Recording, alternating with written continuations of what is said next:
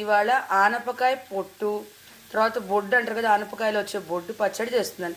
దీనికి కావాల్సింది ఏంటంటే ఫస్ట్ పోపు సామాన్లు వేయించుకోవాలి. కొంచెం మినపప్పు, కందిపప్పు, జీలకర్ర, ఆవాలు అవన్నీ కొంచెం వేగాక ఈ ఆనపకాయ పొట్టు, బొడ్డు, ఈ తర్వాత పచ్చిమిరపకాయలు, ఎండుమిరపకాయలు, చింతపండు, పసుపు, ఉప్పు, చింతపండు, తర్వాత ఏంటంటే పచ్చిమిరపకాయలు, కొంచెం కొత్తిమీర, కరివేపాకు అన్నీ కొంచెం వేగి కొంచెం మగ్గనివ్వాలి. మగ్గనిచ్చాక ఇది మిక్సీకి వేసుకొని రుబ్బుకోవాలి. చాలా టేస్ట్గా ఎమ్మీగా ఉంటుంది పచ్చడి. మీరు కూడా ట్రై చేయండి వ్యూవర్స్.